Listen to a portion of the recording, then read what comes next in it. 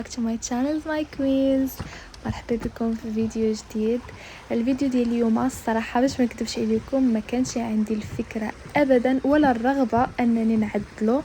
بالحق واحد المتتبعه اصرات عليا بزاف شدت الفيديوهات كتعدل لي كومونتير وكتقول لي هضري لينا على كيفاش جيتي لكندا وعلى التجربه ديالك والمراحل اللي كيدوز فيها التجمع الوراق ديال التجمع العائلي. فاليوم جيت خرجت هاد الجريده هذه خصيصا باش نعدل هاد الفيديو ونقول لكم التجربه ديالي من الاول حتى الاخر، كيفاش دازوا المراحل، كيفاش التواريخ اللي جاوني فيهم الردود لي زيميل ديال وزاره الهجره وديال في اف اس جلوبال ومهم كل شيء فوق جاني الفحص الطبي، فوق جاوني البصمات، فوق جاني القبول، كل شيء ان شاء الله غادي نطرق لهم في هذا الفيديو.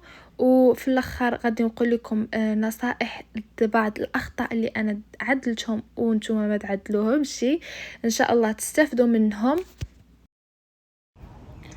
اوكي البنات، دابا كتبت بعض النقط هنايا في هذا الدفتر حيت باش ما ننسى حتى شي حاجه، باش ما ننساش التواريخ. خاصه دخلت الايميلات ديالي القدام، جبت التواريخ كاملين، امتى قدمت الطلب، امتى جاني الفحص الطبي، امتى درت البصمات، امتى، المهم كل شيء، جميع التواريخ جبتهم من الايميلات القدامين وكتبتهم هنايا. مهم غنحاول نتذكر كاع داكشي اللي دزت منه. المهم دابا كنظن غادي نجي نقول لكم على التواريخ ديال كل مرحله كدوزو منها وشنو عدلت وهذا. من بعد في اخر الفيديو عاد باش غادي نقول لكم الاخطاء اللي خاصكم تجنبوها والاخطاء اللي ما خاصكمش تعدلوها، اللي عدلتهم انا وتستافدوا مني. المهم اول حاجه غنبدا لكم، انا قدمت الطلب ديالي. المهم انا غادي نصيفط لكم اذا الايميلات اللي كيصيفطوا ليا غادي ننزلهم لكم هنايا ومع التواريخ ومع كل شيء. المهم قدمت اول طلب ديالي في شهر 11 نهار 16 2024. هذا اول طلب اللي قدمته. صافي ساليت الملف يعني ساليته، عدلت فيه المهم داكشي كامل اللي طالبينه عدلناه حنايا، ما عدل ولا محامي لا حتى شي حاجه، حنا اللي عدلناه. جبدنا المعلومات ديالنا، البيسي ديالنا، الموقع ديالنا، حتى تقدروا ديروه بوحدكم. زعما الا كنتو ضابطين الامور ديالكم تقدروا تعدلوه بوحدكم، ما تحتاجوا لا محامي لا حتى شي حاجه. بالنسبه للاوراق اللي كتدفعوا، المهم ديك الساعه في داك الموقع غادي يقولوا لكم جميع الاوراق اللي غادي ندفعوا باش ما ننساش شي حاجه، اللي منهم طبيعه الحال عقد الزواج، الصور اللي قلت لكم، وجميع الدلائل كاملين، يتصور يا لي غوسو اللي كيصرد لكم فيهم الفلوس، لي كونفرساسيون، المهم اي دليل عندك حطيه ماشي مشكل والله. وهذا المحادثات اللي قلت لكم، التحويلات الماليه هي هذيك، جواز سفر طبيعه الحال كتصردوا، شهاده الميلاد، شهاده حسن السيره والسلوك اللي كتاخذوها طبيعه الحال من المغرب، وهذا ودفع الرسوم اللي هي الكفاله الزوج اللي كتكون تقريبا، حنا تقريبا خلصنا 1250 دولار اللي هي تقريبا 8500 درهم بحال ما كان في ديك الوقيته. 8500 درهم هذيك حتى كتدفعوها، وحتى ديك الورقه كتدفعوها مع الوراق ديالكم. المهم ديك الساعه في الموقع راه كاينين تما كيقولوا لكم الوراق اللي غادي تجيبوا بالضبط على حسب الحاله ديالكم، فهمتوا، وعلى حسب عاوتاني الفتره، حيت هنا في كندا راه كل فتره كيبدلوا يا القوانين يا المعطيات اللي خاصكم تجيبوا كل مره، كل فتره كيبدلوا كيخرجوا قانون جديد. المهم هذه بالنسبه للوراق اللي كتوجدوهم. ملي كتوجدوهم صافي كتدفعوهم. كيف بالنسبه لي اول طلب قدمته كان في شهر 11 نهار 16 2024. المهم الايميلات كاملين اللي كانوا كيوصلوني غادي نحاول نحطهم لكم هنايا، غنحاول ندرق المعطيات ديالي ونعدلهم لكم هنايا، وباش تعرفوا الايميل اللي غيوصلكم كيفاش الشكل ديالو وكيفاش الصيغه ديالو في الهضره وهذا. المهم في شهر 12 من بعد في شهر 12 نهار 4 2024 صيفطوا لي ايميل قالوا لي عندك خطأ. المشكله هما ملي كيقولوا لك عندك خطا مثلا، حيت الملف اللي كتقدمي ليهم داك الموقع اللي كتحطي فيه الملف ديالك، يعني فيه شحال من ملف، فهمتي شحال من ملف كتحطي، فهما مثلا كيجيو كيقولوا لك عندك خطا مثلا في الملف رقم 4 مثلا، فهمتوا؟ فما كيقولوش لك شنو بالضبط هذاك الخطا، يعني ملف 4 فيه شحال من صفحه، راه تلقاي فيه حتى شي 9 صفاحي ولا 10 صفاحي ولا 12 صفحه، فهمتي؟ ما كيقولوش لك شنو هو الخطا بالضبط. ف في نفس النهار حاولنا نصحوا داك الخطا وسردنا ايميل في نفس النهار. ممكن نظن هنا الاضاءه احسن. قلت لكم في نفس النهار قدمت هذا الطلب ديالي مره اخرى، يعني في نهار 12 عفوا شهر 12 نهار 4 2024. عاودوا صيفطوا لي من بعد 16 يوم في شهر 12 نهار 20 2024 صيفطوا لي ايميل. شنو قالوا لي؟ قالوا لي عندك خطا. وعاوتاني فين هو هذا الخطا؟ ما كيقولوش لك فين هذا الخطا بالضبط. بعد يومين رجعنا قدمنا لهم الطلب، رجعنا صححناه، يعني حيت حنا ما عارفينش فين كاين الخطا بالضبط، فهمتوا؟ هذه هي المشكله، ما كيقولش لك فين كاين الخطا بالضبط. رجعنا فاش فكرتوني. رجعنا قدمنا الطالب عاوتاني من بعد يومين في شهر 12 شهر 12 نهار 22 2024. غنحط لكم التواريخ هايده باش ما نتلفوش حتى انا ما نتلفش، واللي انتريسي يحسب المده عليها. باش قلت لكم صراحه من الاحسن تشوفوا محامي، حيت المحامي ما غاديش يخطا، حيت المحامي عنده خبره. نتوما راه تقدروا ديروا الملف ديالكم من راسكم، ما تحتاجوش تخلصوا المحامي ولا تقدروش تجاوبوا المحامي. بالحق كنصيحه من الاحسن اذا بغيتوا توفروا الوقت، حيت فريمون الوقت راه اهم من الفلوس في هذه اللحظات صراحه. حيت هما ما كياخذوش لك نهار يومين 3 ايام، راه كياخذوا لك شهور باش كيقولوا لك واش عندك خطا ولا ما عندكش خطا، فهمتوا؟ باش تجنبوا هادشي كامل من الاحسن محامي، حيت هو عنده خبره وديجا قدم بزاف الملفات و ما غاديش يخطا، فهمتوا؟ المهم قلت لكم رجعت قدمت الطلب شهر 12 نهار 22 2024. جاوبوني دابا العام الجديد 2025 شهر 3 نهار 6 صيفطوا لي ايميل. شنو قالوا لي؟ عندك خطا. عاود ثاني، حيت راه ما كيقولوش لكم فين كاين الخطا بالضبط، فهمتي؟ راه ممكن هو نفسه الخطا باقي وحنا ما صلحناهش، فهمتوا؟ هاد الفتره هذه حيت حنا كنا قدمنا الطالب المره الاولى ورجعوا لنا بالخطا، الثانيه وبالخطا، ودابا الثالثه، يعني خاصنا نفكروا شي شويه ونبحثوا ونسولوا، فهمتوا؟ قبل ما نصيفطوا عاوتاني طلب اخر، حيتاش كياخذوا شهور باش كيرجعوا علينا، فهمتوا؟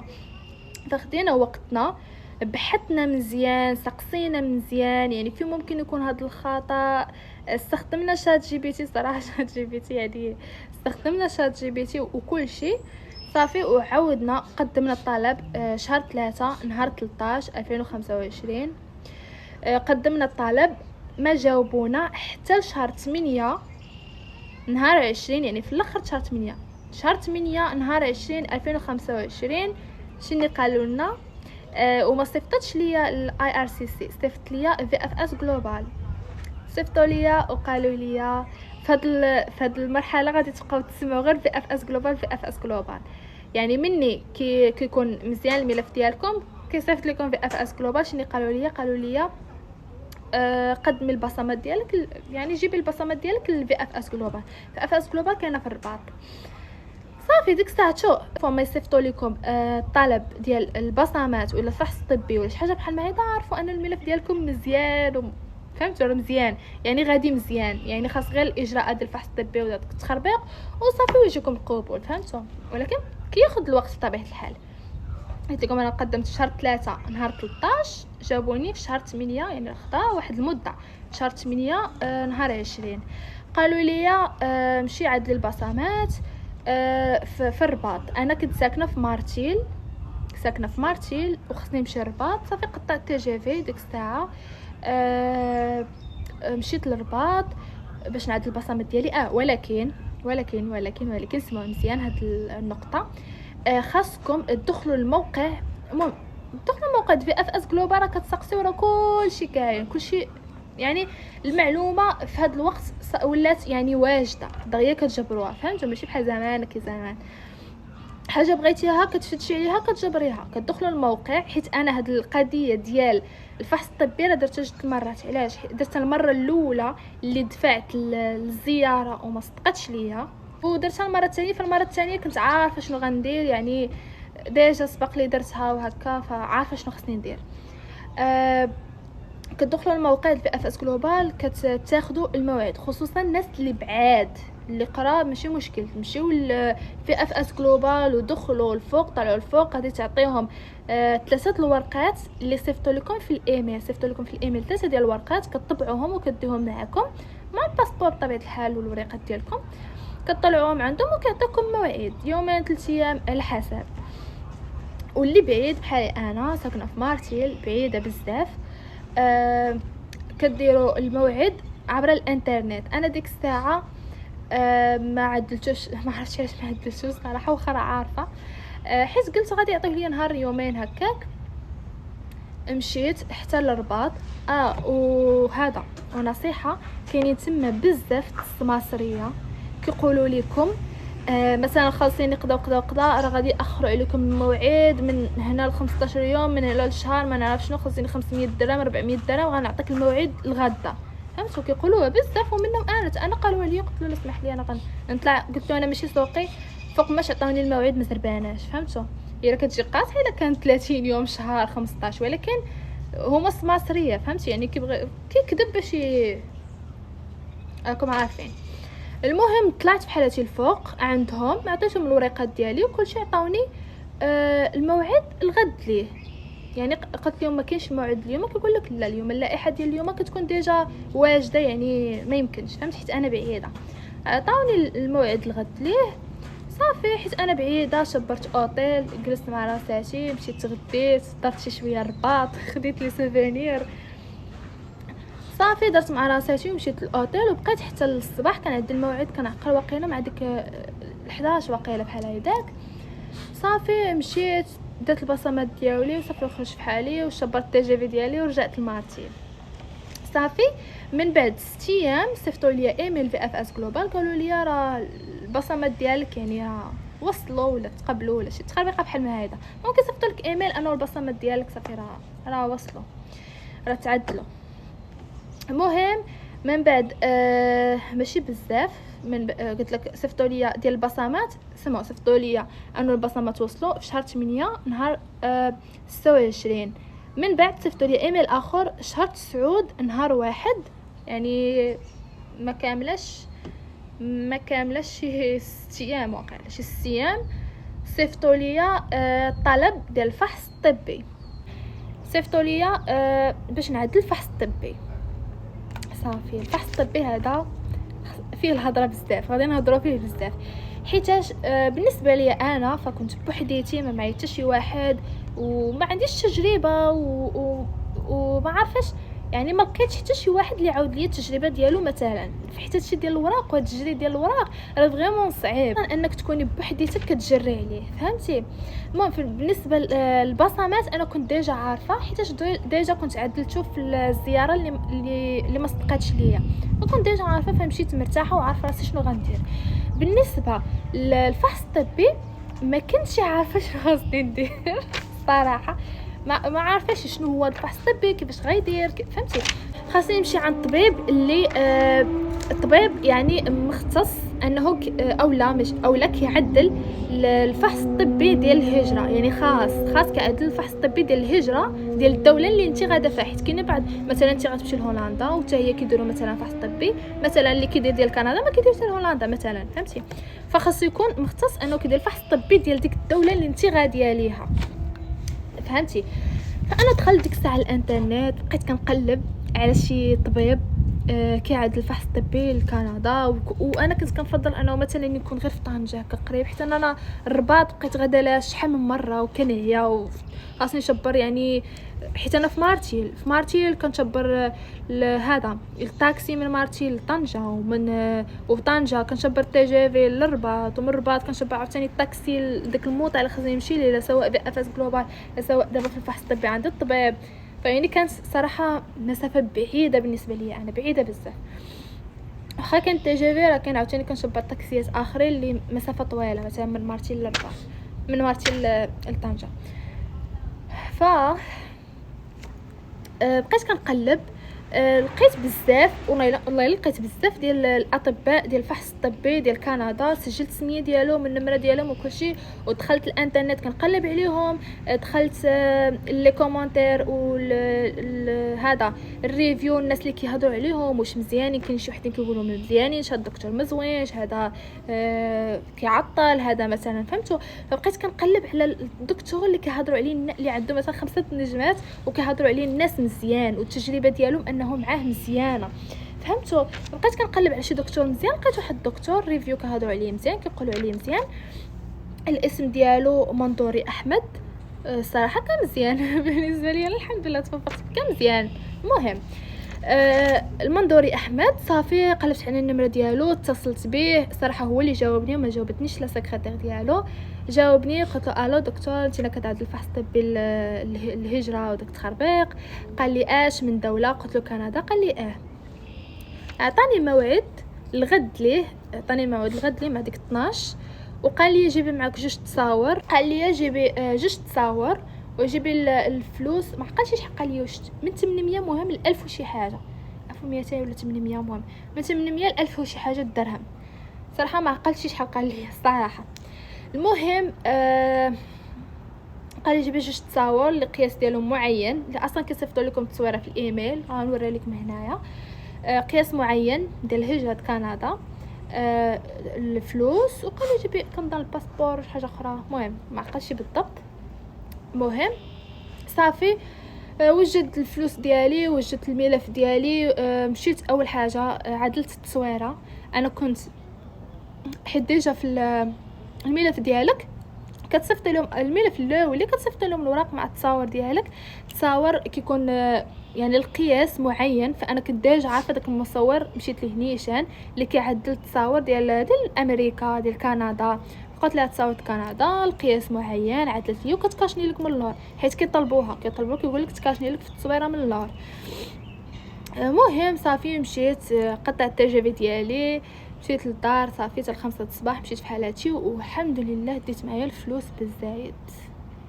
انا اصلا مني كنت صراحه التجربه اللي فاش كنت عايشه فيها بوحدي في المغرب، كنت فيما كنمشي شي بلاصه كدي معايا الفلوس بالزايد، حيت ما عارفه شنو غيوقع، انا ما عارفه شنو غيكون، ابار على الطرخه ديالي كنت كندي معايا فلوس بالزايد كاش، حيت خصوصا دابا غادا عند الطبيب كنقول مثلا يطلب مني كثار، خاصني حتى نخرج نقلب على البنكه باش ندير الطرخه ديالو هكا، بقيت يعني خصوصا انني انا بعيده عاوتاني كنقول المركوب، حيت انا في مارتيل وغادا حتى الرباط، يعني اول حاجه كنشبر الطاكسي من مارتيل لطنجة، وفي طنجة كنشبر تي جي في من طنجة للرباط، وفي الرباط عاوتاني كنشبر الطاكسيات باش يوصلوني للموطع اللي غادا فيه، سواء في اف اس جلوبال سواء عند الطبيب، فهمتوا. فانا عندي المركوب بزاف وهذا، فالحمد لله ديت معايا الفلوس بزاف، وغتعرفوا علاش دابا غتعرفوا علاش. المهم مشيت، قالت لي لا سكرتير جلسي بالانتظار، جلست بقيت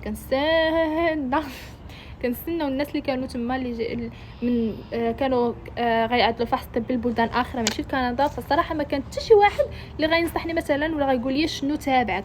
انا في مخي فحص طبي برا والدم وغيخرجوا لي الدم وصافي، وغادا بلا فطور، ما قالوش لي يجي بلا فطور، بحق انا مشيت بلا فطور، قلت ما نعرف خاصهم يعني ما بغيتش يكون شي خطا حتى انا بعيده وهكا، ويقول لك فطرتي بقيت الغدا ولا شي تخربيقه، مشيت بلا فطور وما عارفاش غيدير لي فحص طبي. مشيت جلست هايده في الانتظار كنستنى النوبه ديالي تيعيطوا لي، ما عندي حتى شي فكره، وانا كنخاف من البرا، وانا كنقول فحص طبي يعني برا، ما عارفاش شنو ما عارفاش فريمون، ما عارفاش وما عنديش خبره وما عنديش تجربه وبوحدي.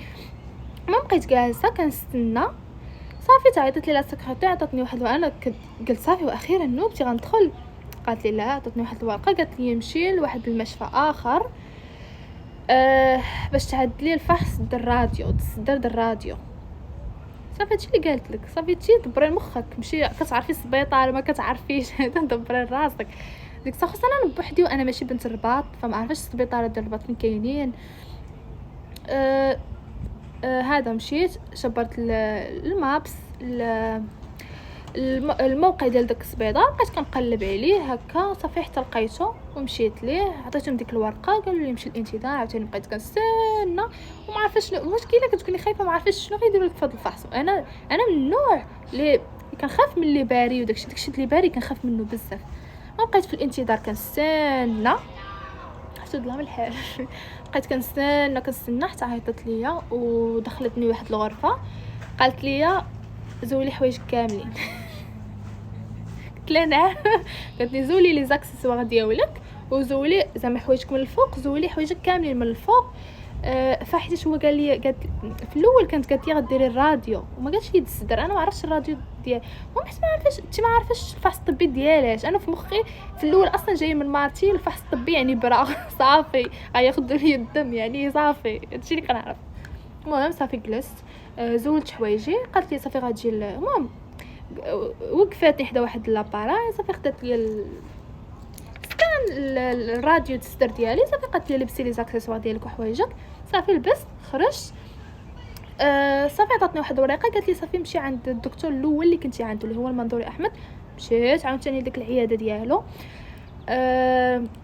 مشيت العياده ديالو عاوتاني قالت لي لا سكرتير، مشيت استناي بقيت عاوتاني كنستنى بقيت كنستنى شحال.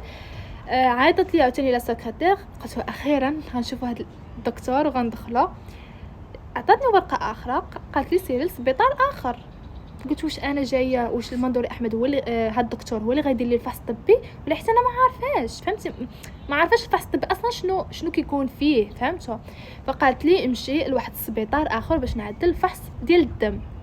صافي قالت لي فحص ديال الدم، صافي مشيت بقيت عاوتاني جوجل مابس كنقلب على داك السبيطار فين جا كنقلب حتى لقيته. دخلت ليه عطيتهم ديك الورقه قالوا لي صافي جلسي في الانتظار. المهم جالسه مرتاحه حيت عارفه شنو غيدير، حيت في هذاك ديال الراديو ما كنتش عارفه شنو غيديروا بالضبط، غيديروا لي الراديو المخي العيني الصدري الظهري ما عارفاش بالضبط فهمتوا. فهذه قالت لك دير لك الفحص ديال الدم، صافي عارفه غتشفط لي داك النقطه اللي مخلياني واقفه وغتقول لي سيري بحالك قسما بالله.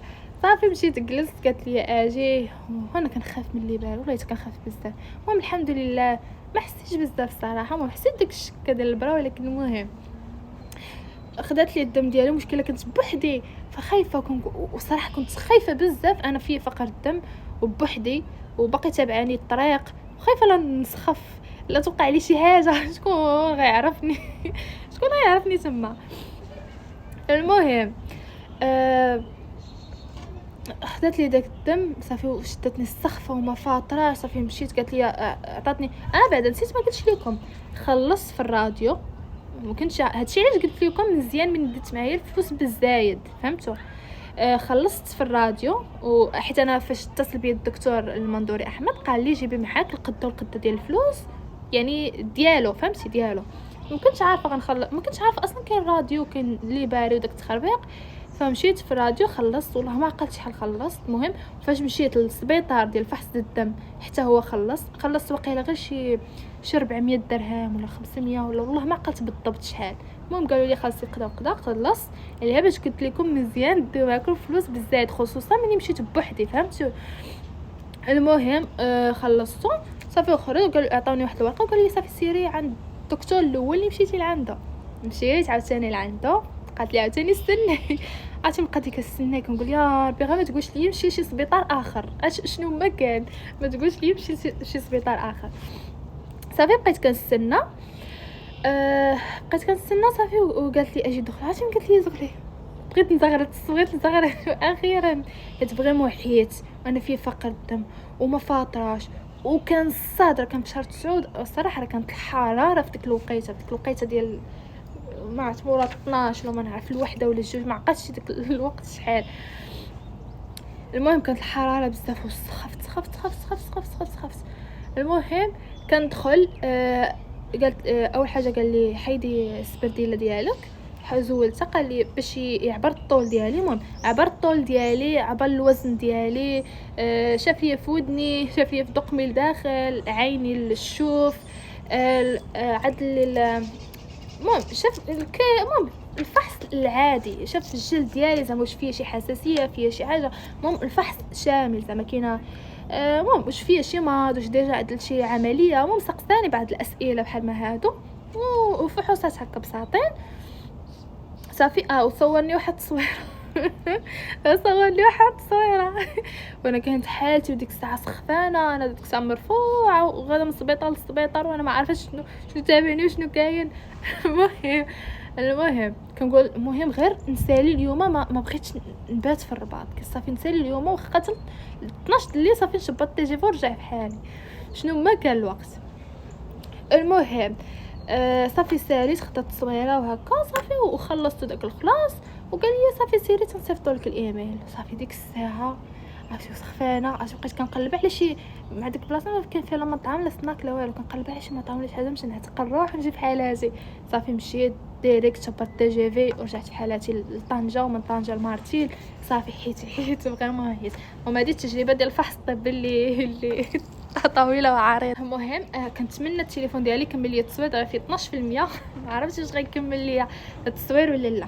المهم فاش عدلت الفحص الطبي قلت لك هما صيفطوا لي طلب ديال الفحص الطبي في شهر 9 نهار 1، انا مشيت نهار 2، يعني النهار اللي موراه مشيت نهار 3. صيفط لي المنظوري احمد هو الطبيب، صيفط لي ايميل فيه الفحص ديالي وفيه ديك التصويره اللي صورني، ديك التصويره الغزاله اللي صورني. المهم فيه ديك الفحص الطبي ديالي.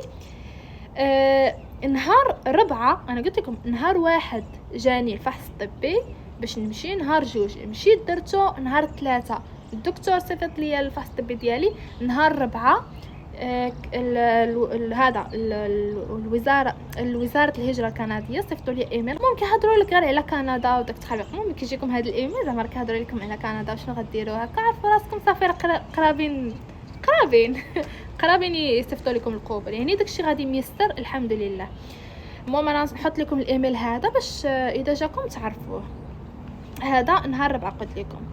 المهم نهار صافي قلت لكم في 9 نهار 4 استنيت شهرين بالضبط تقريبا، هي شهرين.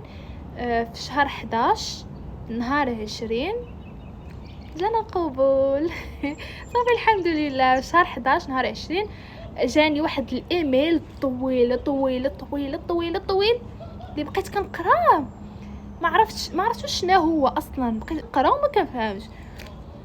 صرت لشات جي بي تي المرقب قال لي صافي مبروك عليكي هذا هو القبول صافي. وقالوا لي زعما كاينه مشي زعما كاينه الرباط دي الباسبور ديالك زعما تقدمي على حساب الفيزا وداكشي. صافي مشيت قطعت عاوتاني التي جي في ديالي ومشيت في اخر الرباط. كنقول يا ربي تكون هذه اخر مره نمشي الرباط. صافي عييت بزاف. صافي مشيت للرباط قدمت الباسبور ديالي. قلت لهم فوقاش زعما كنرجع له هكا. قال لي صافي غيصيفطوا لك ايميل. وحيتاش انا في مارتيل كي هاد القضيه كيديروها غير الناس اللي في مارتيل، تطوان، طنجه، الناس البعاد اللي في الشمال. قالوا لي نقدروا حنا نصيفطوا الباسبور ديالك لطنجه وتمشي لطنجه هكا قريبه وتاخديه هكاك ساعتين ديال الطريق. قلت لهم بقيت كنفكر قلت لهم صافي واخا ماشي مشكل. المهم باش انا غنقول هاد النقطه هذه على الناس اللي كاينين في الشمال ديال المغرب باش يعرفوها، فهمت؟ اما الناس اللي كاينين في كازا هذا الرباط وهكا راه قريب لكم تجيبوهم من الرباط. المهم ديال طنجه وكيصيفطني ميساج زعما الميساج ها الباسبور ديالك وجد هو وصلنا لطنجه هو غادي في الطريق هو، فهمتي؟ كيبقاو يصيفطوا لي ميساجات. المهم بقيت كنستنى الميساج اللي غيجيني غيقولوا لي اجي، الميساج اللي غيقولوا لي اجي. وتعطلوا عليا طنجه تعطلوا عليا في الميساج باش يقولوا لي اجي خوديه. كنقول كيفاش تعطلوا؟ ما راه خصهم دغيا وصلت عليه 2 سيمانات وراه سيمانه صافي كافي. فصافي مشيت شبطت الطاكسي لطنجة ومشيت في حالاتي، قلت نمشي نستقصي يعني حيتاش تعطلوا بزاف فهمتوا. صافي مشيت لطنجة ولقيتو كاين يعني راه بمده، يعني غير هما باقي ما صيفطوش الميساج. صافي عطاوني الباسبور ديالي فيه الفيزا ديالي، عطاوني واحد الكارت، هذا كارت ديال التليفون زعما كاينه ديال كندا وهيدا. وصافي وقطعت البي ديالي وجيت حالتي هنايا في شهر 12، جيت 12 جيت لكندا. وصافي كانت هذه هي التجربه. بالنسبه للنصائح نقدر ننصحكم بها، مهم البنات ما عرفتش هذا المقطع هذا ما تسجلش ليا فيه الصوت، فغنسجل لكم الصوت هيدا. المهم بالنسبه للنصائح اللي غنقدر ننصحكم، اول نصيحه لاول شمس العشيه وقعت لينا انه المحامي ديالنا كان بحالاش نقولوا خوا بينا، يعني حتى الاخر، يعني حتى عطيناه مثلا الوثائق ديال الملف ديالنا كله عطيناه ليه، ففي الاخر خوا بينا. فاول حاجه نقدر ننصحكم اذا ما كنتوش قادرين تضبطوا المعلومات ديالكم، اذا كنتوا قادرين تضبطوا المعلومات ديالكم قدموا الملف ديالكم بوحديتكم كيف ما حنا قدمناه. ولكن اذا ما كنتوش غتقدروا تضبطوا المعلومات ديالكم وخفتوا من الاخطاء والتاخير وهكا، شوفوا شي محامي يكون ثقه، بحثوا على شي محامي مزيان، شي محامي مشهور، شي حاجه اللي غادي يكون يعني غيسرع لكم الملف ديالكم. هذه اول حاجه. ثاني حاجه ركزوا مع الوراق بزاف، يعني ما يكون حتى شي حاجه ناقصه. ثالث حاجه اثبات العلاقه ضروري، حيت صراحه كي انتريسيو على هذا الموضوع بزاف. صيفطوا التصاور وانتم خارجين، الكونفرساسيون ديالكم القدام، لي غوسو الا صرات لك الفلوس ولا شي حاجه، يعني ضروري خاصكم تثبتوها مزيان. والايميلات ديالكم ركزوا مزيان على الايميلات اللي كيوصلوكم، حيت البنات انا ديجا كان وصلني واحد الايميل مهم بزاف وما شفتو الا من بعد شي 5 ايام 6 ايام ما عرفتش.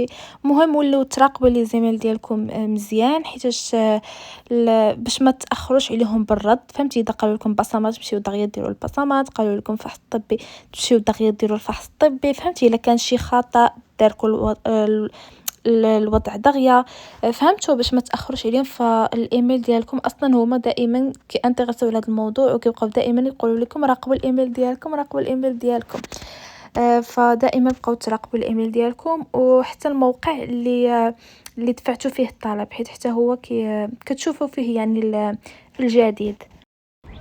كيف ما قلت لكم ما كنتش باغا نعدل بحال هذا الفيديو ابدا، حيت ما عرفت كيف فكرني في تجربه دزتها مزويناش ما عرفتش، حيت فريمون بالنسبه لي انا كانت تجربه طويله، حيت كنت عشتها بوحدي، حيت كان خصني كلشي نعدلو بوحدي، خصني ضروري نكون كنعرف، ما عنديش اختيار انني ما نكونش كنعرف، خاصني ضروري نكون كنعرف. ويعني صراحه كانت شويه قاصحه عليا كبوحدي، فكانت تجربه شويه صعيبه ما بغيتش نتذكرها ابدا. بالحق من واحد المتتبعه ديالي اصرات عليا صراحه في الفيديو الاول الفيديو الثاني والفيديو الثالث، قالت لي بليز هضري في الاخر، قالت لي بليز زعما هضرينا على الموضوع زعما ديال كيفاش جيتي لكندا وعلى حساب الوراق زعما كل شيء، زعما كاين المراحل كامله. فقلت صافي ما نرجعش وجهها ونعاود لكم القصه كامله، ان شاء الله تستافدوا. كنتمنى من كل قلبي انكم تستافدوا من هذا الفيديو، وان شاء الله نكون خفيفه ظريفه على قلوبكم. واذا عجبكم هذا الفيديو بطبيعه الحال ما تنساوش ديروا لايك وتعادلوا لي شي سبسكرايب باش يوصلكم كل جديد ان شاء الله. ونتمنى من كل قلبي يكون فادكم. اكثر حاجه كنتمناها انكم تكونوا استفدتوا، حيت فريمون انا كنت محتاجه في ديك الفتره شي فيديو بحال هذا يكون دقيق وفيه يعني كل شيء غادي زعما جميع المراحل والتواريخ وكل شيء. صراحه كنت محتاجه، حيت فريمون بعض المرات كان كيجيني ايميل ما كنعرفش هذاك الايميل يعني واش مزيان ولا لا وديالاش، فهمتوا؟ يعني فريمون كنت ما عارفه حتى شي حاجه وما كان حتى شي واحد فادني، وكاع الفيديوهات اللي تفرجت فيهم في اليوتيوب ما فادونيش بزاف.